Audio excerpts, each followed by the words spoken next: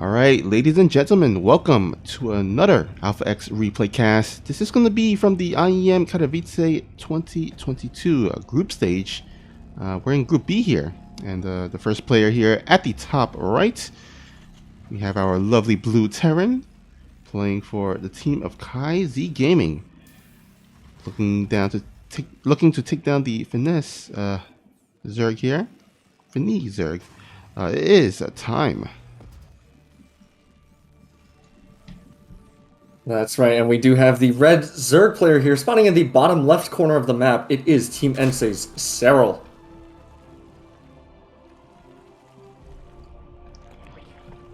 Alrighty, so this is the big one, the big tournament to decide. Basically, it's the World Championship. Of course, it used to be WCS Global Finals, but of course, IEM has taken over. Kind of in replacement of that, and so these players are looking to make it out of the group stage. Now the group stage are all round robin, so every player within it does play the other players in the group within the group at least once, and so we do have Serral here versus Time, and both of these players looking to make it out of the group at number 1, because of course the player that comes out of the group first will automatically advance to the round of 8 instead of the round of 12. So, you know, get a little bit of a skippy there, and can have an extra day of rest. Oh yeah, definitely. Just the sheer amount of games that each player has to go through. I mean, I barely have the stamina for 5 games in a row, but these guys, you know, they're going through dozens, and you know, any small advantage you can get, I'm sure they would want. Yeah, for sure, for sure.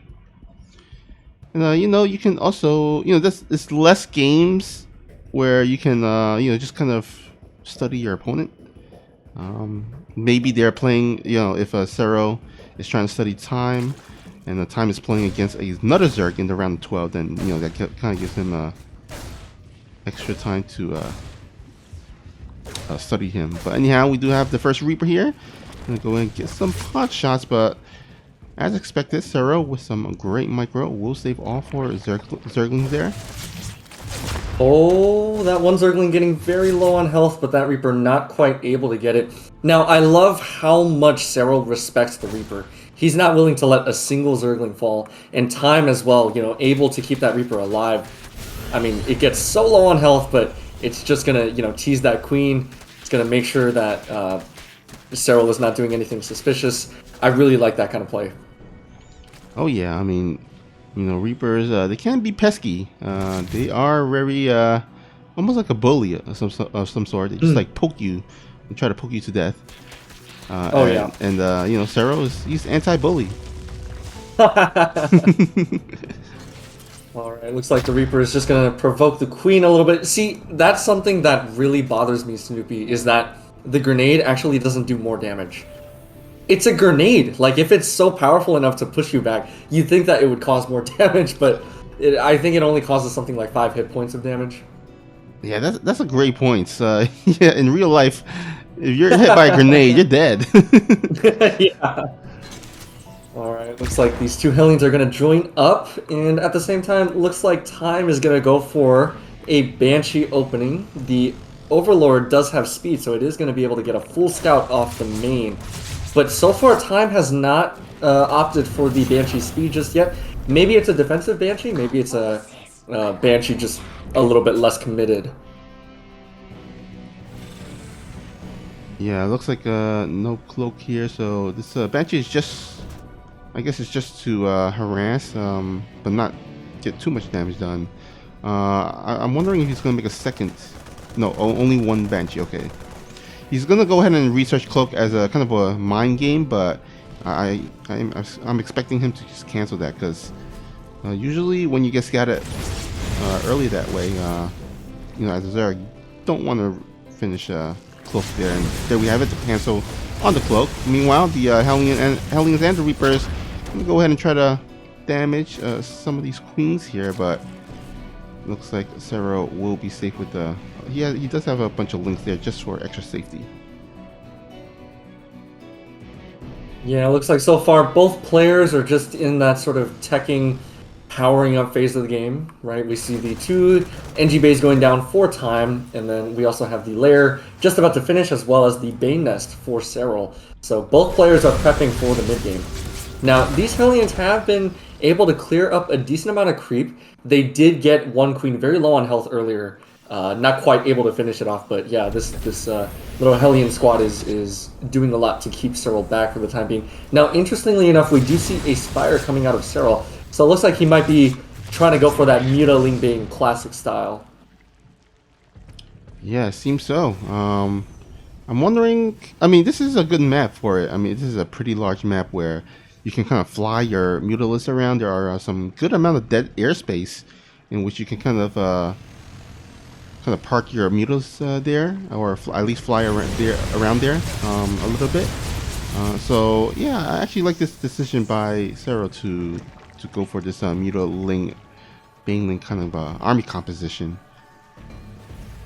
Yeah, definitely. Now, at the same time, Serral is just being relentless with the scouting, sending in his Speed Overlord once again, and now, funnily enough, both Speed Overlords are tucked into the back in the dead airspace, but you can bet that they'll be back in the main probably in 30 seconds or so. I mean, when you're playing at this high of a level, you can guarantee that you probably know more about your opponent's base than your own, right? Like, the scouting is just on point.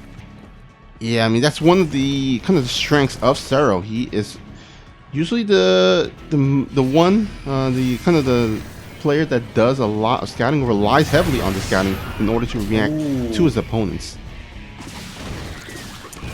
Yeah, the Lings did try to get into the main time just in time to put the supply depot wall up, but it did actually delay the Bio Hellbat army for just a little bit.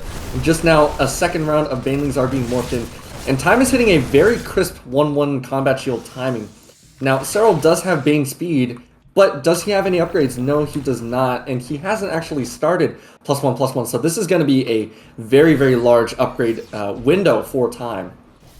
Yeah, it seems like Serral has invested a lot of his gases into these Mutalisks instead of the upgrades, as well as the Banelings, of course. Only now is he starting, but because his Mutalisks are going to go ahead and absolutely harass the mineral line, this gives him the window of time to research those upgrades, while these Lings are kind of waiting to do a little bit of a backdoor counter of some sort, just in case. But these Mutalisks doing a decent amount of damage, kind of taking down 9 SCVs, but also delaying some of the mining time as well.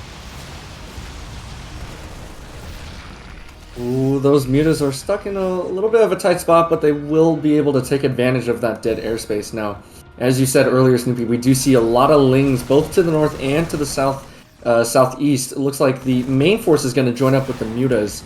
The Mutas have done all that they can to delay this push, but, you know, it will come across the map once again. Now, these Lings to the north are going to delay this fourth base, and that is pretty big. But, yeah, I mean, if time keeps pushing on forward, he does have 3 tanks.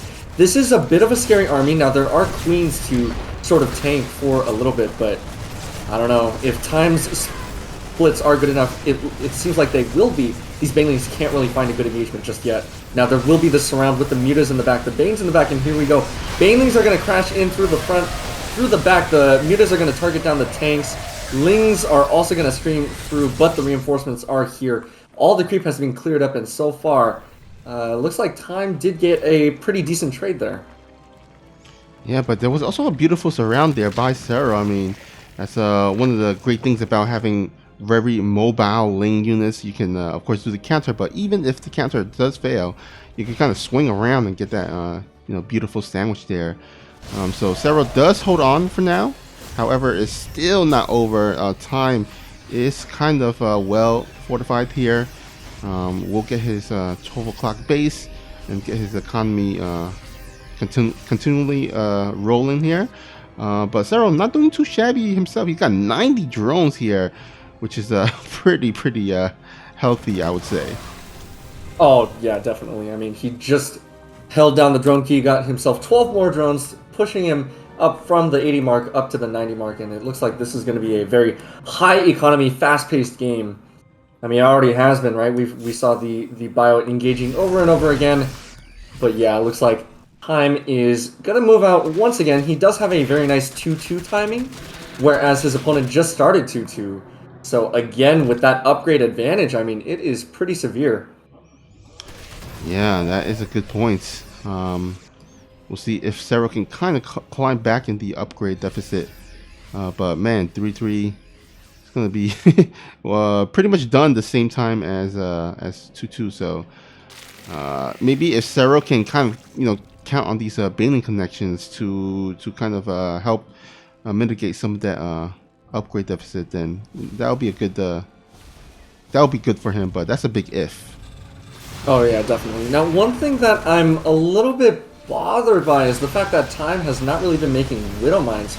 He went straight into Thor's, which is nice, but he did get the Widow Mine upgrade earlier, but it looks like we only have now 4 Widow Mines on the field. It's just that, I don't know, as a Zerg main, I am so scared of Widow Mines, especially when I'm playing with Lings, Banes, and Mutas, because all 3 of those are hard countered by the Widow Mines. Now it looks like there's going to be a funny little Baneling run by. It's going to get caught out by the main army. Unfortunately, when you have Banes like that by themselves, they basically have no chance against an army. But the Mutas are going to fly through, getting a lot of hits off. Does the Thor, we do see the Mutas taking a lot of hits. They are going to be stuck in the back, but this main army comprised of Greens, Widow Mines, and Thors are going to move on forward. Again, Queens are up at the front, trying to tank a little bit of damage. Now, the first wave of Banelings did get some decent connections. Mutas are flying over to the west side, but oh my gosh, how many Banelings is that? Here we go. Oh man, does get a decent amount of the Marines here. Not a lot of Marines still left over. However, there are some good amount of Doors and Marauders to help tank in the front lines. So here we go. Looks like Serral is going to go ahead and try to roll on in. Oh, a nice hot pickup, but then Time decided to drop the Thors once again. And honestly, having the Thors down there to tank all those Baneling hits, I mean, at the very least, it's a very good trade, right? Even if you lose the fight, it's a good trade. Now, the Mutas are going to join up with their Lings and Bane brethren on the ground, sort of cleaning up whatever's left, and Time will be routed for now. Actually, this is looking pretty scary. Does Time have enough to hold at home? I don't think that's the case. We do see some reinforcing bio. It looks like Serral is going to back off just for now, and it looks like he will be teching into Ultras. Yeah, he's going to add in that kind of that third tier unit there, and of course Ultralisk, really beefy, really tanky. Can kind of really tank some of those shots, those initial fire, but also it has the really big jaws for the splash damage output. So it's a really good complementary army unit for what he has right now. Because of course he does have all the melee upgrades, which of course helps out these Ultralisks as well. So nice little catch here. We'll take down the 12 o'clock base, but luckily for Time, he already had another command center on the queue.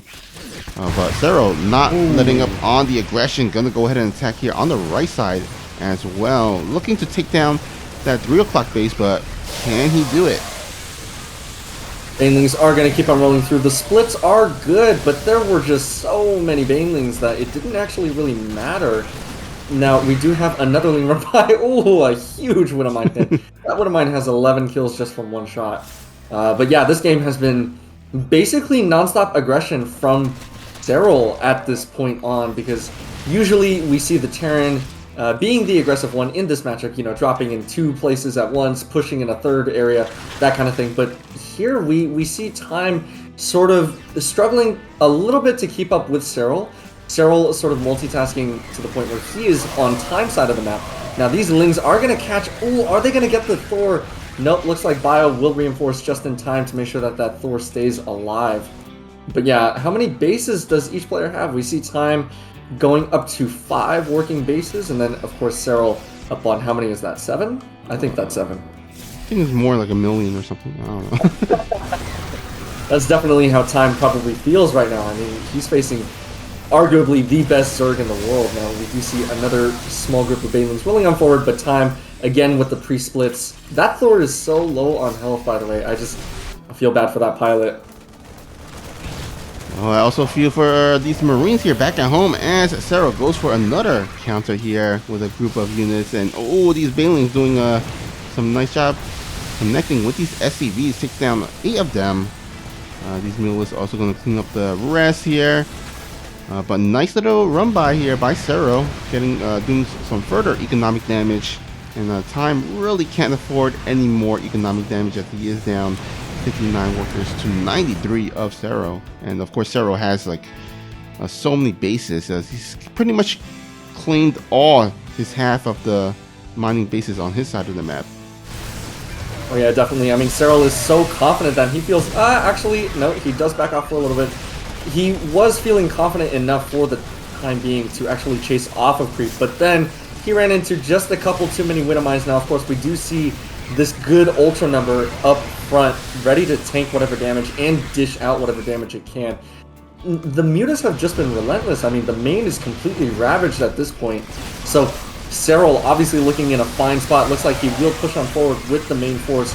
Lings are going to pick off a Thor. Ultras are going to clean up whatever bio is left. I don't think that Time can hold. Well, it looks like he will hold this first wave, but you know, what about the wave after that? What about the next one? I mean, Serral still has a little bit of a bank, whereas Time, on the other hand, just cannot afford, like you said earlier, cannot afford any more economic losses. Yeah, and a lot of the medevacs as well, he has is really pretty much out of energy, so he doesn't have a lot of healing opportunities left. So he's gonna have to make do with what he has right now, but with the better reinforcement point here by Serral, it's gonna be hard to break this. I mean, this is a lot of gains still, and these Mutalisks can also of course kind of fly back at home and to help reinforce as well during the fight. But it looks like Serral gonna go ahead and just feel confident enough to split off his Mutalisks while he defends with a bunch of Banelings and Ultralisks. Yeah, I like this. We do see the Muta run by, of course, being sort of supplemented by a bunch of Lings. And the Mutas, that's actually so smart. You use the Mutas to break down the wall, and then you let the Lings in. You know, that's very nice sort of move by Serral. Now, a Widow Mine does get off a pretty good hit again, but yeah, I mean, we're going to need to see some bio being sent back to deal with this little force. The Mutas are actually still a little bit, you know, uncontested. We do see some Marines trying their best to clean whatever they can up, but these Mutas are just catching these reinforcements right as they pop. This is not looking good for Time. Yeah, and Serral's gonna send out some bunch of Lings as well to help with the Mutalisks. The Thor's actually forced to come back at home. Oh and man! Time actually has to retreat his entire army. And this is just absolutely horrible here for Time. I mean, his production is under siege, under fire, and he can't afford to lose it. He can't afford to lose his reinforcements. So, yeah, what is this? Like the third time that Lings have, you know, been into the production of Time. Like that's, I mean, I get it. You know, Ling run bys are difficult, but this was quite unfortunate. Right now, the Lings are gonna burrow. That way, they can stay in Time Domain for a little bit longer, but the main force out on the map does actually get caught by quite a few Banelings. Looks like the Marauders will be enough to sort of stay in place. Thors as well. Liberators are out on the field as well, so it doesn't look like Serral wants to pull the trigger just yet, but I feel like, you know, if he wanted to, he might be able to deal with this bio army up front. Now again, he doesn't need to. Right, all he needs to do is keep it back long enough. Ooh, actually losing an Ultra there to that hit squad of Marauders. I like that. Right, Marauders are pretty decent against armored units. But look at this, we have yet another run by. Each run by is more lethal than the last. This time we do have a couple of Ultras joining in the fray as well. Yeah, Time is thanking his lucky star that he was in position to defend. This could have been a lot worse if all his units were down at the south side, where the rest of his army is. But these Mutalisks are still going to be a lot. There's still a decent chunk here, 12 of them. So Time still has to keep these doors back at home. You might want to actually repair that injured door. That door is like really low on life, as you mentioned earlier. No, that was a great pickup by Time, picking up that door at the very last second. Yeah, but he's still gotta stabilize here back at home, and in the meantime, Serral looking to move on to the next part, the next stage of this game here, as he adds in two, not one, but two lurker. Then, Oh man. Serral does not have time to play games. He just wants to transition as quickly as possible. Obviously, there is no benefit to having two lurker dens unless you want to get both lurker upgrades at the same time. Now, real quick, Serral did actually lose a base time, getting a pretty good pick off with the Marauders. But Serral also scouting out that time has one of the pretty close bases with the Rich Vespine Geyser. We'll try to pick off some SCVs, not quite able to get too much damage done as there is a tank in position. But once again, these mutas, I mean, Serral must be super happy with the way that they're trading out right now, because these mutas have been worth more than their weight in gold. I mean, they've been able to just harass over and over again. Now, speaking of harass, we do see 8 drones have gone down. I believe a base was killed, so Time also being able to hit back as he also maxes out. And this is actually a little bit dangerous for the Zerg, right? Because we do see a max Terran army with only 51 SCVs, which means that there is more supply for the army. yeah, he's sitting at 148 army supply compared to Serral's 126.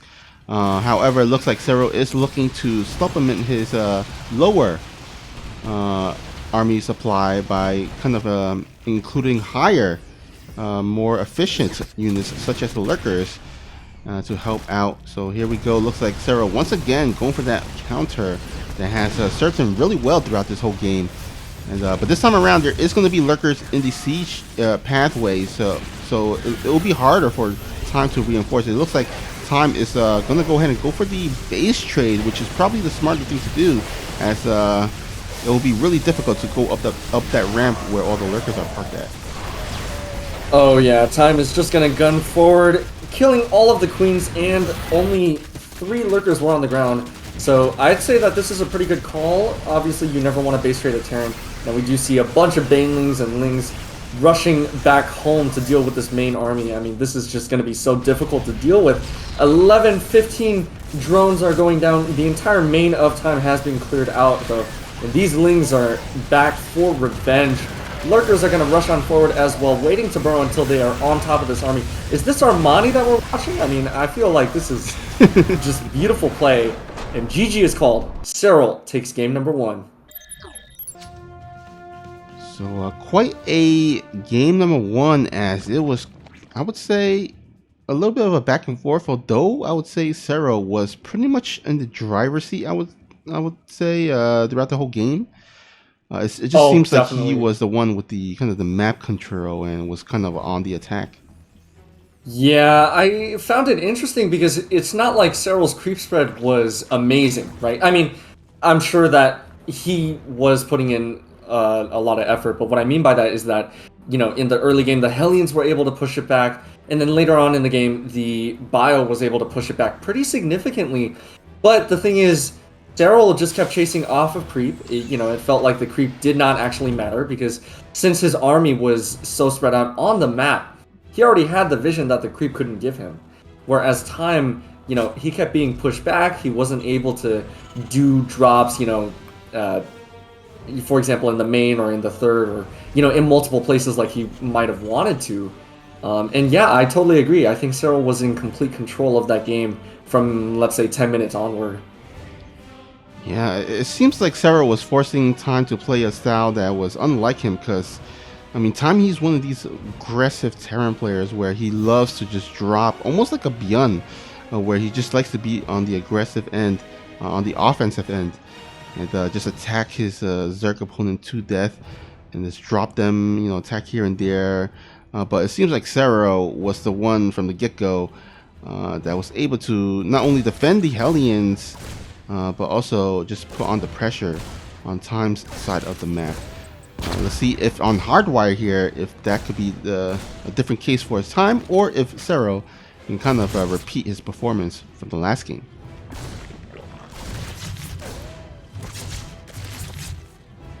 Alright, so far it looks like nothing is going to come out of the skirmish just yet. We do see the creep trimmer being allowed to be put down. The Reaper does get very low on health, but it almost takes a few Zerglings with it as well.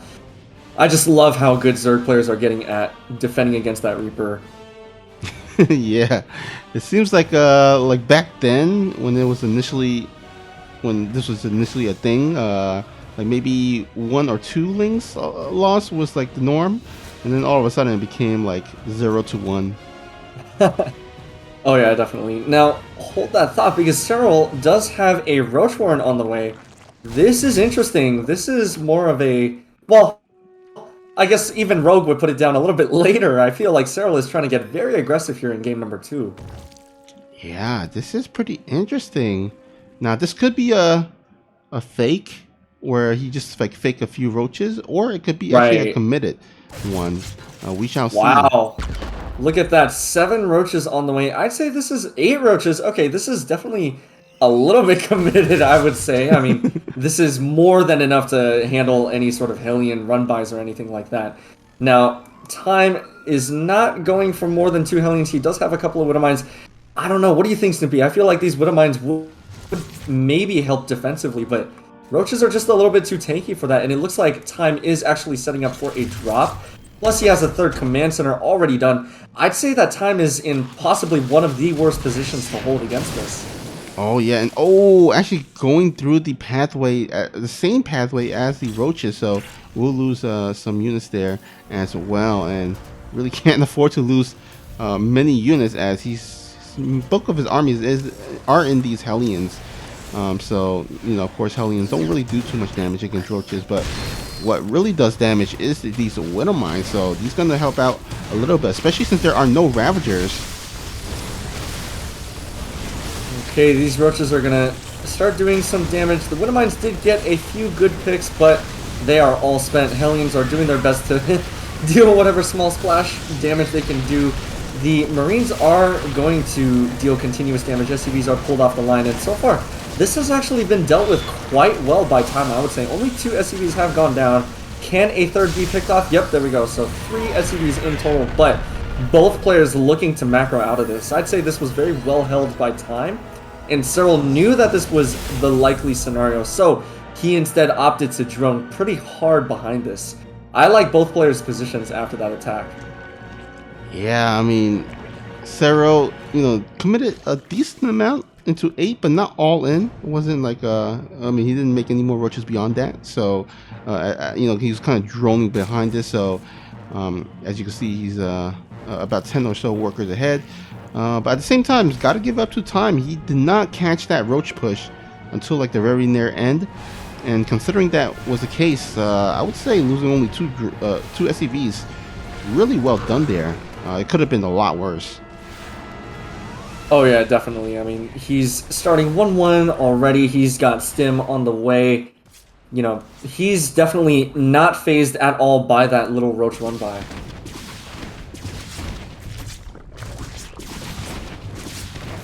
Looks like Serral once again gonna go for the Spire play here. So kind of transitioning to the same army composition as game number 1 with the Lings, Mutalisks, and the Banelings. Okay, Liberator. I believe that was a Liberator. Does take down 4 drones with it. Not the best, but also not the worst.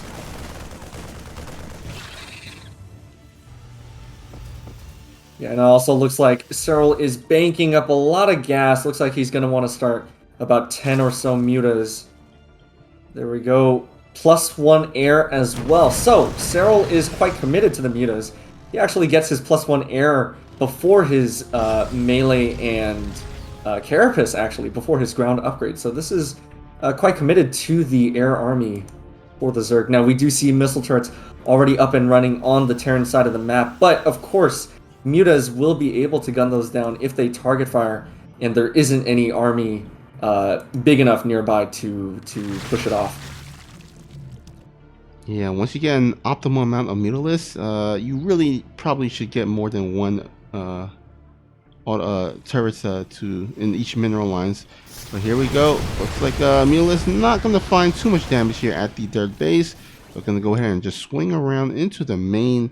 Do we have enough defenses here at the main? Not a lot. actually these mules can kind of get on top of these add-ons, which will be a bit devastating for time. Oh yeah, definitely. They're also going to be able to pick off... Oh no, not the medevacs. The medevacs, of course, are quite expensive, costing about 100 gas each, I believe. But, you know, time is just going to push them back. He's going to reposition the starport. I like that, actually. I like that a lot. You know, every little advantage that you can get. But yeah, it looks like he is going to go into that traditional bio army.